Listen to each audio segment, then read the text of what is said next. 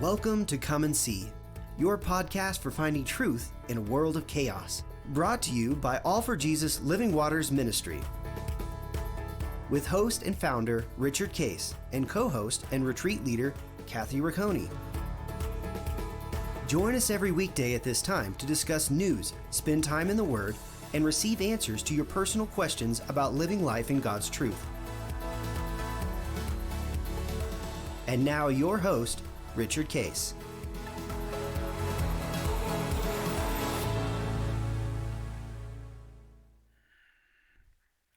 Well, good morning, Kathy. Good morning. Here we are in April talking about the covenant, and as people are probably noticing that there's a slightly different background for me. Middle of a snowstorm in Colorado, and couple things. One is that I've got satellite internet, and of course the satellite has snow on it. So I've had to go brush it off a couple times. But even during our recording, a couple times it kind of goes blank or stops for a second. So if you're just be patient and gracious with us, if right? If you're watching this and have seen like what happened, well, that's what happened. And then my wife, I'm married to Lucy Ricardo, had to get something out of her closet, and that was her brother. And she goes behind me. We were taping a guest, Chris and Jacqueline Hoover, and he thought he was out of the picture, but he's crawling along the floor. So yeah, if you didn't listen to Chris and Jacqueline's episode, you should go back and watch that and watch it on the YouTube so that you get to see the comedy act of Linda and her brother. Yeah. Behind us, they're getting stuff to go outside with the snow. And then, we're talking about abundance, and God says that blessing, which is what He defines it as I'm gonna thrill your heart. I'm gonna give you excitement. I'm gonna have you experience the fullness of life in all respects, all the time, if you have a heart to go. So we're trying to redefine this issue of abundance, because Americans, particularly, we look at abundance as just more stuff, right? And wealthy and ability to have it. And it includes financial freedom and provision, for sure, and it can be wealth. It's not a matter of how much; it's about stewardship and the joy of it. I know a lot of people who have a lot of wealth, but they're not enjoying it, and it actually oppresses them because they haven't learned to live in abundance. And holds them captive often. Holds them captive, partly because they're not being led by God, and so they are trying to take care of stuff themselves, and everything becomes a burden to them. And by the way, the interesting about wealth is as people receive it, they never want to lose it. So right. And it was a great quote from Rockefeller, who was Standard Oil. He would be considered equivalent to the Bill Gates of this life, billionaire, back in the day. And somebody asked him, "Well, how much do you want?" And he said, "A little bit more." A little bit more. I want a little bit more. And so it's about protection and all that. But abundance is really a much broader term of let me have you be thrilled to live the fullness of all that I want to do in all respects. And we just experienced it.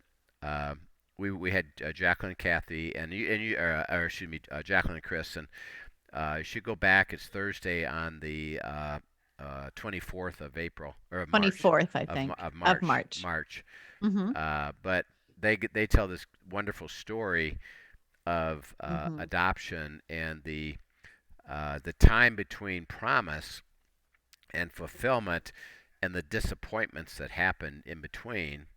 That in between time. And the growth also that happens in the in between. And so we're finishing up. And Kathy, God did something for you that was kind of cool. And this is how I would help people understand what abundance looks like. So maybe you could share a little bit about what happened with you right when we're finishing up.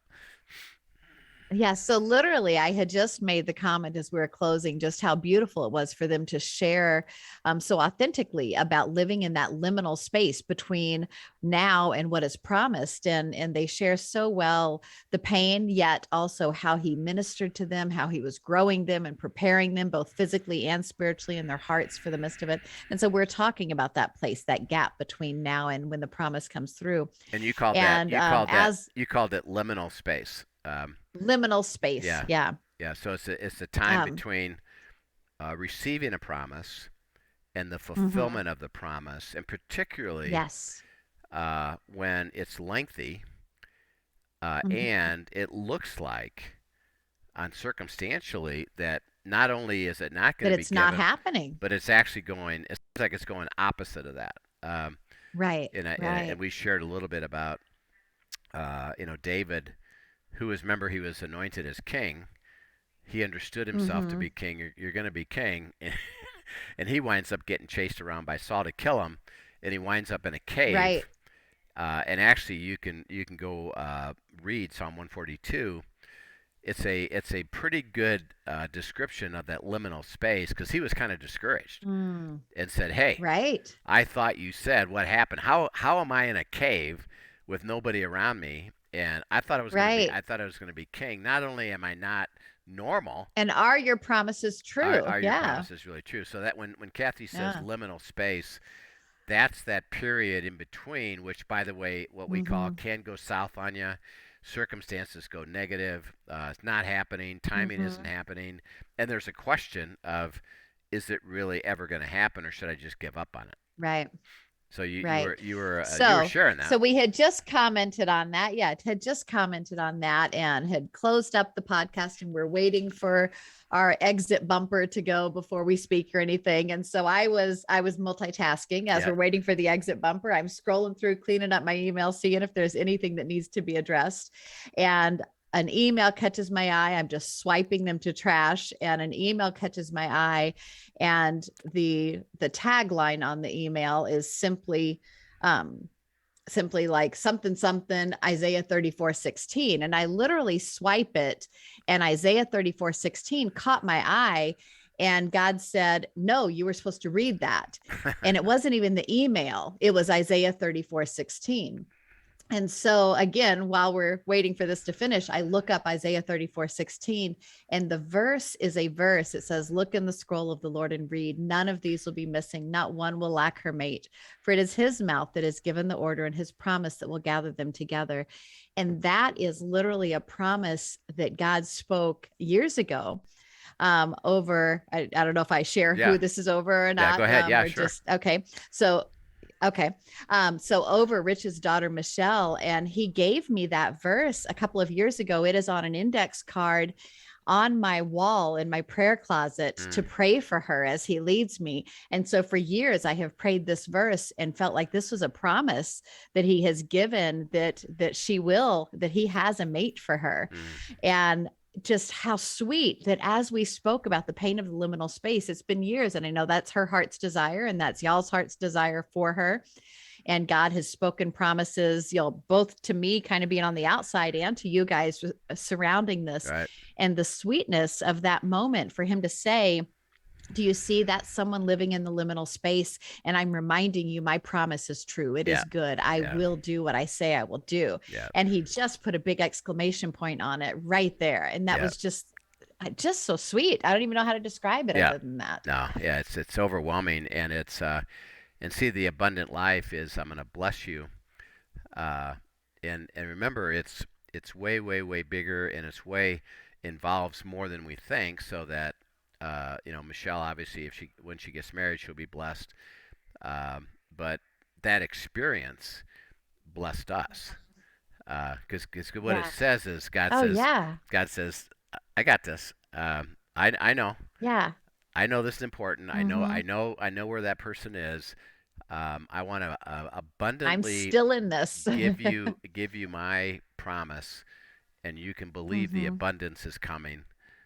Trust it. And that's Mm-hmm.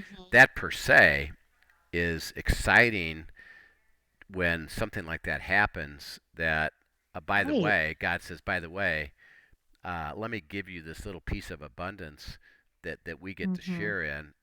And again, you would look at it as in a sense not a big deal, but it is a big deal because of how he does it.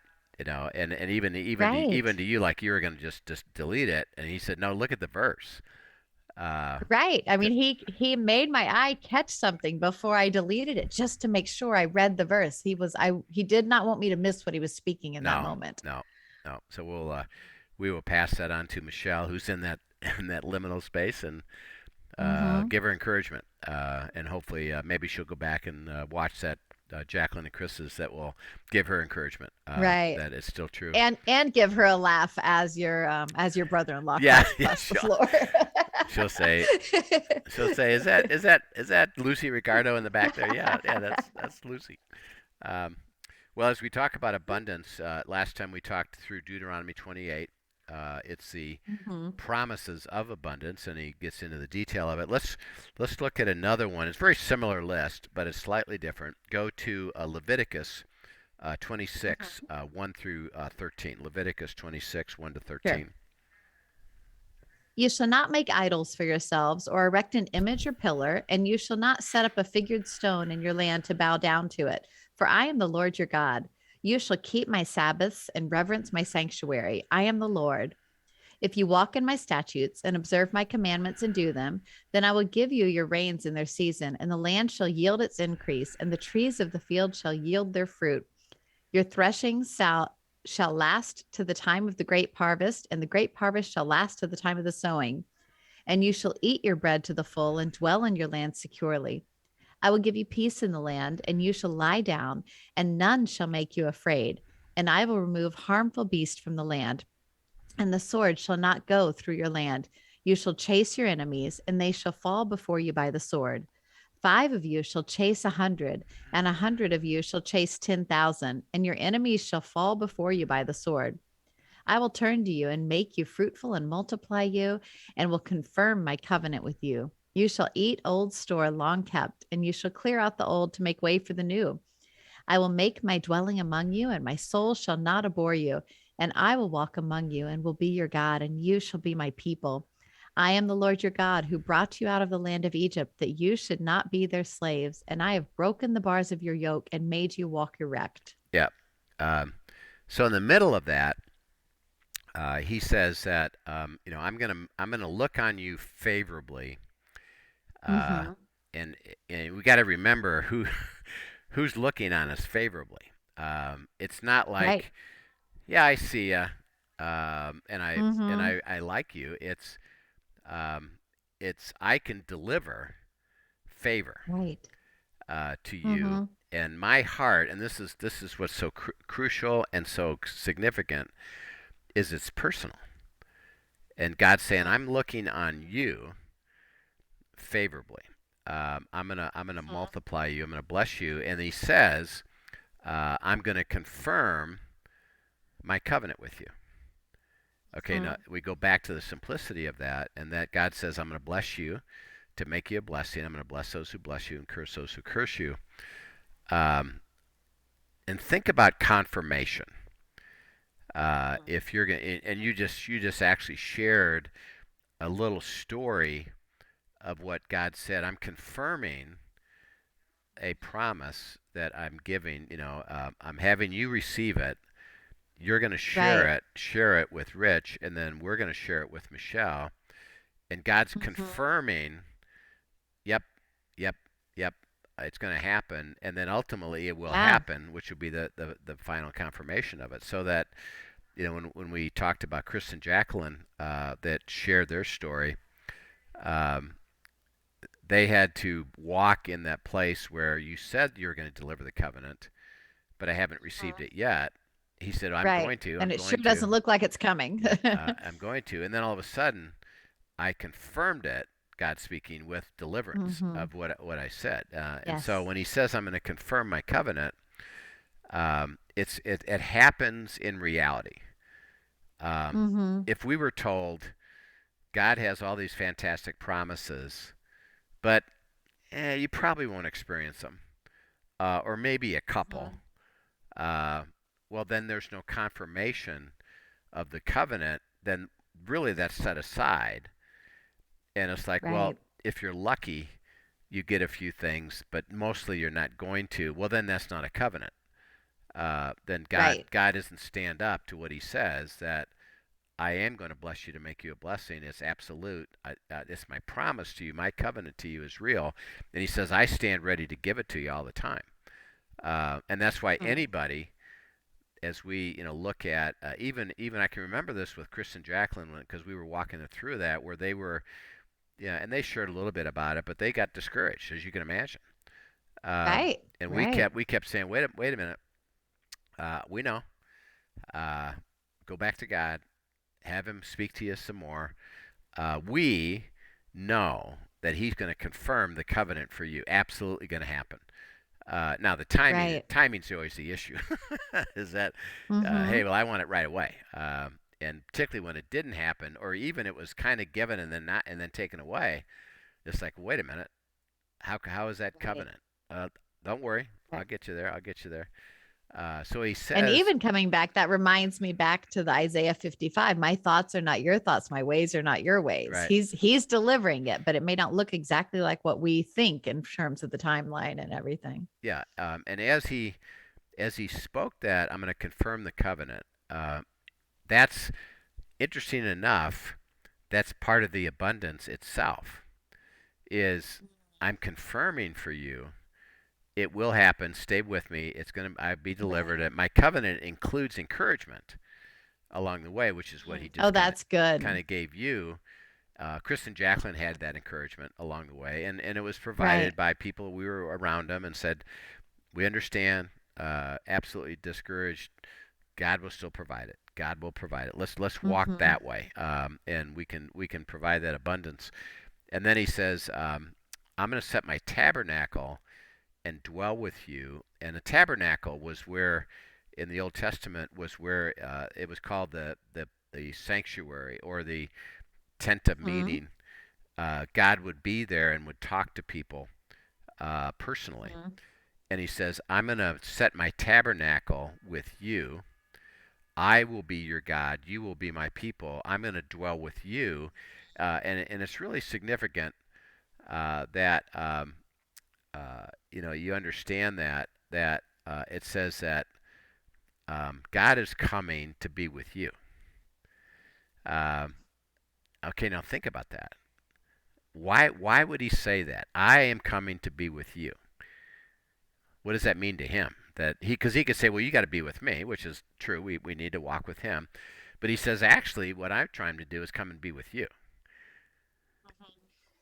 It, What? to me, that speaks delight. Like Yeah, it really does speak to how He delights to be with us. This is His choice to meet us right where we're at. yeah, You yeah, know. yeah. And what it says is that he has to deliver the covenant in the kingdom, and He says, Mm-hmm. and this is really cool because we look at life and say, well, I haven't been very faithful. I struggle. I don't even know what you're talking about in terms of walking with Him and discerning His will. Um, we think we have to do a bunch of stuff to get there. And God says this: the kingdom of God is a step away.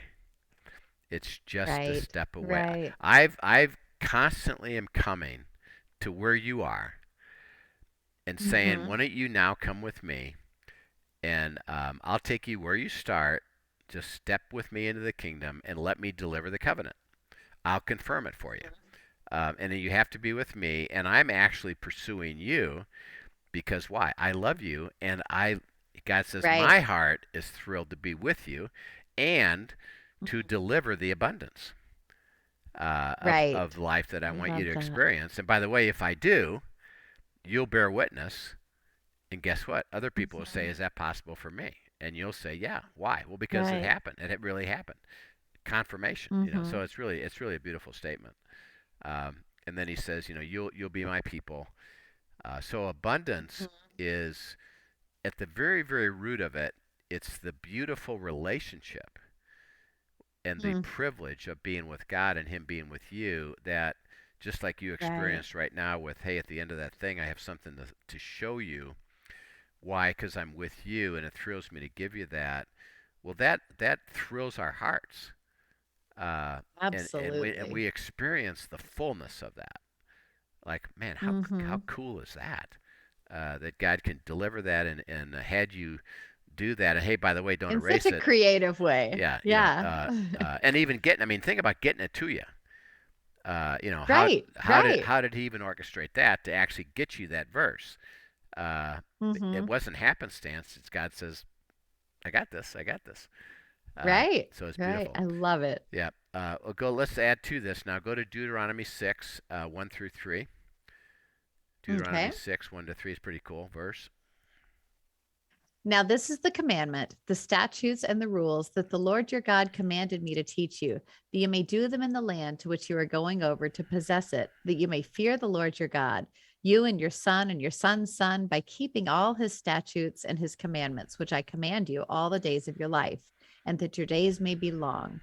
Hear therefore, O Israel, and be careful to do them, that it may go well with you, and that you may multiply greatly, as the Lord, the God of your fathers, has promised you, in a land flowing with milk and honey. Yeah. So the covenant of the abundance is, he makes this interesting statement, is that as you walk with me into the covenant, land of promises, and again, we've kind of described briefly that there's a space between the promise and the fulfillment of the promise, and what you call liminal space. Right. Like, for example, Joshua and Caleb, when they finally got to go, God said, well, I'm going to give you the promised land. Well, right. They didn't say, okay, great, give it to me. When you get it all done, let me know. God said, well, you got to walk with me into it, step by step by step. And it took them like 4 to 5 years to occupy the promised land. They were in that liminal space. And by the way, they had a few situations where, like, is this really going to be true? Is this really going to happen? But God says, if you walk with me into it, it will be well with you. And the definition of that word is it'll be pleasing, it'll be spectacular, it'll be delightful, it'll be beautiful. It'll be fantastic. It's going to be gladness, joyful, so that kind of defines whether we're experiencing abundance or not. Because there's this element of it's well with me. Now remember, when we say that, it doesn't mean I pulled you out of the world and now you're completely absent of any trouble. It's while you're walking into the promises, while you're walking in the world that you live in, where you're going to have trouble and difficulty, it still will be well with your soul and well for you, because I'm going to thrill your heart like he just did today. I'm going to give you joy for that. You'll be joyful along the path. And abundance, and this is important. And even in the midst of it all, yeah. Yeah, so that the path of God isn't a destination, it's a way of living, walking. It's always going to be moving. You're always stepping forward. There's always differences. He doesn't say when you get to a certain point, it'll go well. I'm going to deliver abundance along the path. You can be joyful along the path even while I'm transforming you, or even while I'm delivering that promise, where you're in that liminal space, so that we can kind of identify, and that's really a question, is are you enjoying the life of the walk of God? And that's a pretty fundamental question that Lynn and I keep making sure that we answer, what's the answer to that? And then people, our leaders, people that we come across is, yeah, I understand the trouble you have. I said, but are you enjoying your walk with God? If you are, well, then it's going to go well for you, because it's going to be resolved. The issue's going to get resolved. The thing's going to happen. I am going to get to that promise. We can trust it because it'll go well for you. And then as we look at one more verse, this is cool. Go to Genesis 39, 5 and 6. Genesis 39, 5 and 6. Sure. From the time that he made him overseer in his house and over all that he had, the Lord blessed the Egyptian's house for Joseph's sake. The blessing of the Lord was on all that he had in house and field, So he left all that he had in Joseph's charge, and because of him, he had no concern about anything but the food he ate. Okay. All right. So the Egyptian. Now think about this. Mm-hmm. Uh, they wound up down in. Think.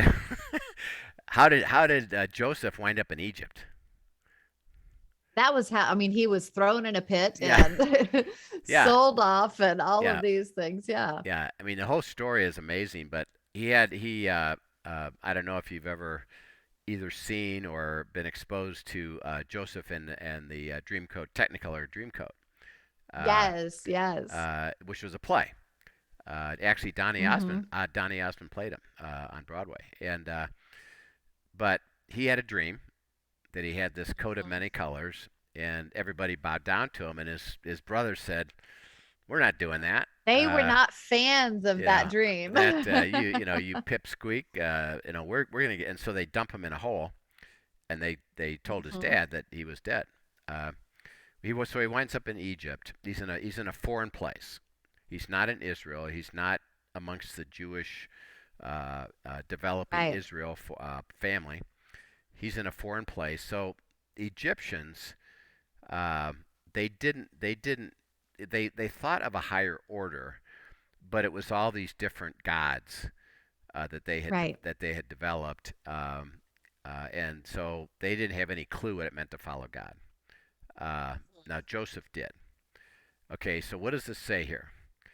Uh, Pharaoh's house in Egypt Mhm.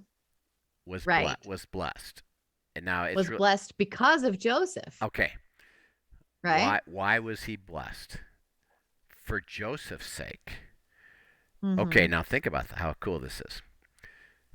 Why was Pharaoh blessed?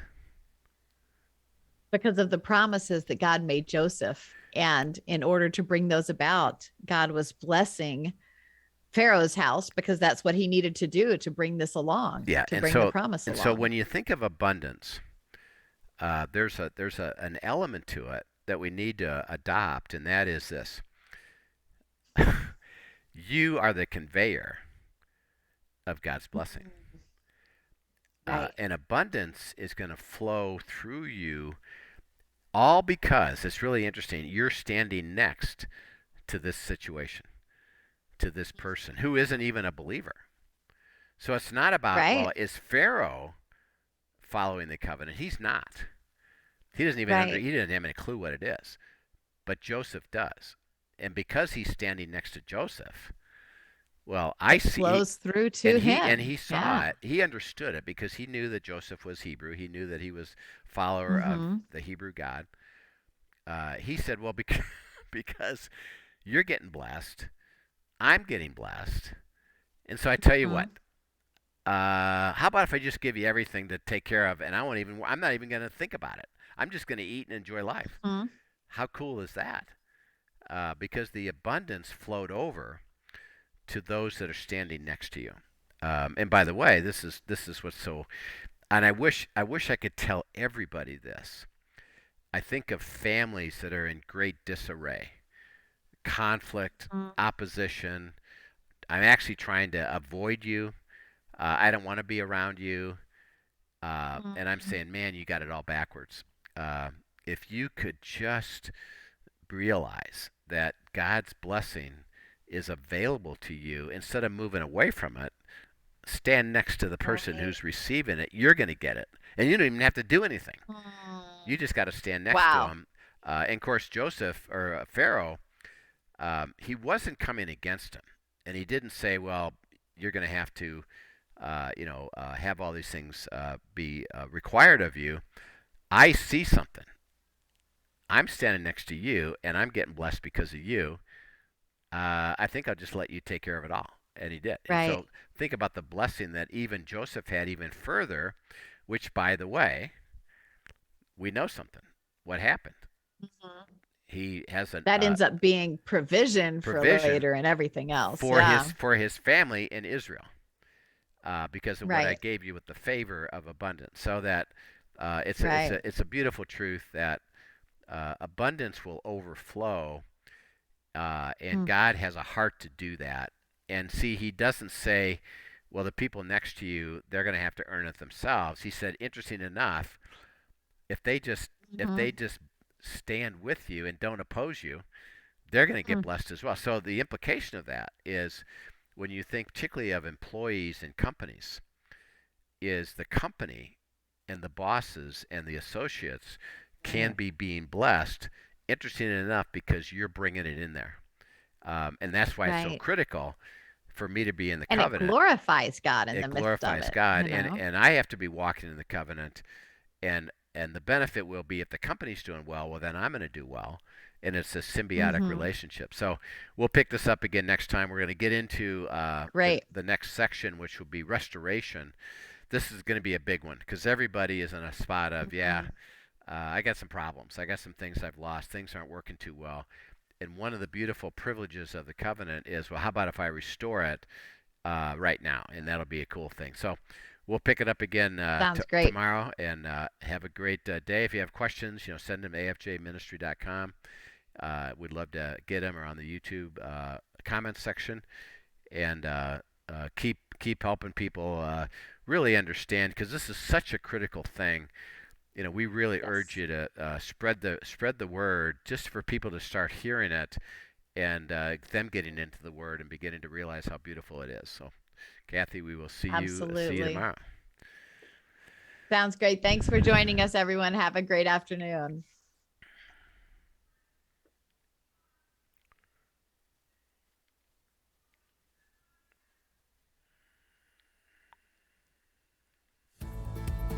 Thank you for joining us for today's episode of Come and See, your podcast for truth in a world of chaos.